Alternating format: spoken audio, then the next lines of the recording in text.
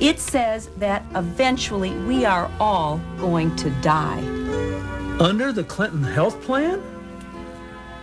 You mean after Bill and Hillary put all those new bureaucrats and taxes on us, we're still all gonna die? Bill and Hillary Clinton sitting on a couch and saying, we're all gonna die. That was March 1994, but it's a line that might sound familiar in current time. Why did the Clintons over 30 years ago say, we're all gonna die? And why hear them say it again now? Find out in this episode of C-SPAN's podcast, The Weekly. For this podcast, we need two separate setups from two separate time periods. The first from recent days, and the second 3 decades ago. First, May 30th, 2025. Here's Joni Ernst, Republican Senator, during a town hall meeting in Iowa. Passed. So when we're talking about the corrections in this reconciliation bill, again, it's corrections of overpayments and people that have not been eligible for these programs by law as it is currently written.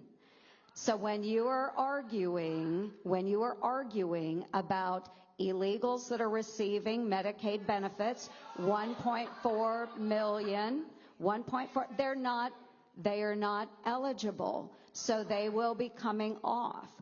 So people are not, well, we all are going to die. So for heaven's sakes, folks. Democrats expressed outrage at Senator Ernst, suggesting we are all going to die. Among them, Senate Majority Leader Chuck Schumer. You know what happens when people lose their health care, when they can't afford it? People die. But what do Republicans have to say about that? Well, the junior senator from Iowa said this, well, we're all going to die. That quote tells you everything you need to know about this plan. Callous, clueless, careless. Now, the second setup, and for that we travel back to the early 1990s, and we revisit a series of ads opposing President Clinton's health care reform proposal. Beginning in 1993, the Health Insurance Association of America ran ads knocking the president's health security plan. The famous Harry and Louise ads. They featured a fictional couple named Harry and Louise. Here's the original ad. It opens with a graphic saying, sometime in the future, and Harry and Louise are sitting at a kitchen table. This is not magic. This was covered under our old plan. Oh, yeah, that was a good one, wasn't it? Things are changing, and not all for the better. The government may force us to pick from a few healthcare plans designed by government bureaucrats. Having choices we don't like is no choice at all. Yeah, they choose. We lose. For reforms that protect what we have, call toll-free. Know the facts. If we let the government choose, we lose. Call today. And as you saw, it ends with an 800 number. That ad ran in September 1993. It kicked off a $1.7 million month-long ad campaign. And it got the Clintons, both Clintons, attention. In fact, the ads seemed to drive the Clintons up the wall. Here's First Lady Hillary Clinton addressing the Group Health Association meeting at the Washington Hilton, February 15th, 1994. I know that many of you are concerned by the kinds of charges and attacks that have been made on managed care in the last several months. In fact, the ads that have been run over the last months against the President's Health Security Act, which have introduced us to Harry and Louise, are a pretty unveiled attack on managed care. It's not very subtle, is it? And here's President Clinton the next day, February 16th, 1994, addressing AARP in New Jersey. I know. What did Hillary say those people were in the health insurance ad? Harry and Louise. I want to say Thelma and Louise. They're about that. And you know those healthcare ads where the actors are telling you how scared you ought to be of our program? They never put any real people on there. You know, we've gotten nearly 1 million letters from people talking about their real problems in the healthcare system. And so Since we can't afford to keep up with the health insurance companies who have all of your premiums to buy television ads with, we just started bringing ordinary citizens who've written this in. Bill Clinton got a laugh with his Thelma and Louise line, but he got an even bigger laugh with what came next. And it wasn't in New Jersey, it was in D.C. at the Gridiron Dinner, March 19th, 1994. And that's when and where our two setups connect. Both Clintons showed up in a surprise videotape. It was the first time a video was shown at the Gridiron Dinner. It was a spoof of Harry and Louise. Same soft lighting, same middle-class domestic setting, and the same worried look on their faces. And playing the role of fictional Harry and Louise, real life, Bill and Hillary. And now a message from Harry and Louise. Hi, Louise. How was your day? Well, fine, Harry, until now. Gee, Louise, you look like you've seen a ghost. Well, it's worse than that. I've just read the Clinton Health Security Plan. Healthcare reform sounds like a great idea to me. Well, I know, but some of these details sure scare the heck out of me. Like what? Well, like, for example, it says here on page 3,764 that under the Clinton Health Security Plan, we could get sick. That's terrible. Well, I know. And look at this. It gets worse. On page 12,743, no, I got that wrong. It's page 27,655. It says that eventually we are all going to die. Under the Clinton health plan? You mean after Bill and Hillary put all those new bureaucrats and taxes on us, we're still all gonna die? Even Leon Panetta. Wow, that is scary. I've never been so frightened in all my life. Me neither, Harry. There's got to be a better way. Paid for by the Coalition to Scare Your Pants Off. That was 1994 when President Clinton joked about health care. We're still all going to die. By the way, a footnote on the name that ended the gag video, Leon Panetta. He was a former Democratic congressman from California. Then he became President Clinton's OMB director. Then he became, in 1994, President Clinton's chief of staff. Now his son, Jimmy Panetta, is a member of Congress. The next day, the video spoof was played in its entirety on Meet the Press, Face the Nation, CBS Sunday Morning, ABC World News Sunday, and, of course, C-SPAN. In fact, when showing the gag video, C-SPAN got reaction from guests on the morning call-in program, both of whom were at the Gridiron Dinner, Washington Post reporter Haynes Johnson and syndicated columnist Robert Novak. Someone came up to me yesterday and said they didn't think it was funny. I'm talking about people out in the country that weren't at the dinner because they saw it out of context. And the reason I mentioned that is, before we get a call, do you think it was important to see this in context of the evening? Oh, I think, no. I think it was funny on its merits. I think it's a scream.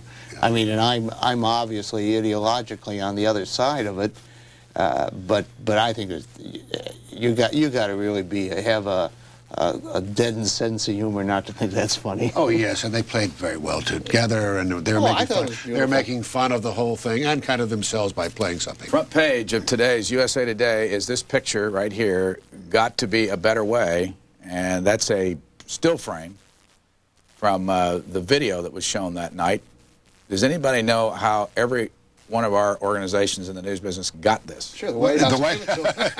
What do you think? I thought the night was off the record. Yeah, well, that's part of the fiction I'm talking about, exactly. The White House, this is a wonderful example. They did this spoof of the Harry and Louise anti-health Clinton plan program, and they did their own video of Harry and Louise played. It was very well done. They produced it commercially, and then they distributed it to all the networks the next day. So you woke up Sunday morning, and it was on all the networks. You know, and effectively. It was very effective, extremely effective. I thought it saved the presidential speech, which was, at best, in my opinion, you may not agree with me, Haynes, was so-so. I thought it was just a fair presidential speech, as presidential speeches go, not as good as he did last year, in fact.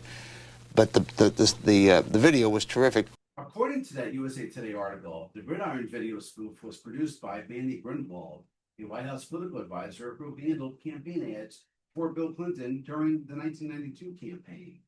And who wrote that video parody? Al Franken. And it turns out a few weeks earlier, a longtime Saturday Night Live writer and future Democratic senator from Minnesota was the featured entertainer at the White House Correspondents Association dinner. I did help write the Harry and Louise parody that I thought the First Lady and the President did so beautifully at the Gridiron dinner. And I understand it was a big success. I wasn't there, but I heard it got a standing ovation. And I guess evidently the only person in Washington who didn't like it was Sam Donaldson. Sam went on Brinkley the next day and analyzed the comedy of the piece and said it was just not funny. Sam, I'll make a little deal with you. You don't do rules about comedy. I won't make rules about hair.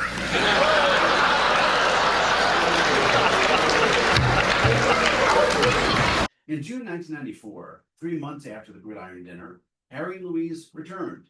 This time it was a $2 million ad campaign. And this time, instead of sitting around a kitchen table, the fictional couple sits in a car. Harry drives, and Louise sits beside him looking through a newspaper. So the paper says Congress is moving ahead on health care. If they can just cover everyone. But they're talking price controls. Right. Government imposed spending limits for every region of the country. So if our plan runs out of money...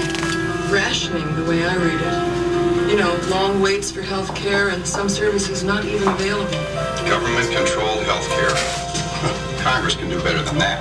They will if we send them that message. For facts you need to send Congress a message, call today. The Clinton health care plan was over 1,300 pages long. It drew derision from all sides. Ultimately, it couldn't pass the Congress with Democratic majorities in both chambers. In the Senate, President Clinton lacked the Democratic votes to overcome a likely Republican filibuster. On September 26, 1994, Democratic Majority Leader George Mitchell held a press conference to announce that Congress would not pursue health care reform further that year. What role do you see, if any, of special interests playing in the outcome of health care reform? I believe that special interests played a very large role in making it impossible to pass reform legislation this year. I've read newspaper accounts of the very large sums of money being spent in lobbying against the bill, and according to those accounts, it's by far a record. Tens of millions of dollars being spent in lobbying activities against the bill, led by the insurance industry. And I must say a lot of the information about the bill was false. There was a substantial campaign of misinformation that raised questions in the minds of the American people. And I think the combination of the insurance industry on the outside and the majority of the Republicans on the inside proved to be too much to overcome. And now, a bonus clip. And for that, we stick with the Clinton administration and a high-level official speculating we're all going to die. But we go forward a few years to December 1997. And this time, we hear from President Clinton's vice president. It's a meeting at the White House with entertainment industry leaders. The topic, the importance of not glamorizing tobacco products in television and motion pictures. Here's Al Gore. Well, they themselves are more eloquent on this than I am, but they are undertaking leadership initiatives to communicate with their peers and their colleagues within the industry about the stakes here in terms of this cause and effect relationship we talked about a moment ago, and how the acceptance of responsibility voluntarily by those within the industry can lead to a dramatic reduction in the number of Americans who not only die prematurely as a result, but die a very bad death. You know, we're all going to die. Want to learn more about the Harry and Louise ads and the fight over the Clinton health care plan? Search the C-SPAN video library. You can also search other elected officials suggesting we're all going to die. Like this from July 17, 2009. It's a House markup hearing on President Obama's health care plan. Here's Wisconsin Democratic Congresswoman and future Senator Tammy Baldwin. The entire intent of the amendment is to have better communication on end-of-life issues. And I'm an advocate for that. We're all going to die, but we hate talking about it. And in fact, the medical profession has not been great about communicating options. That's it for this episode of C-SPAN's The Weekly. Thanks for listening and happy searching.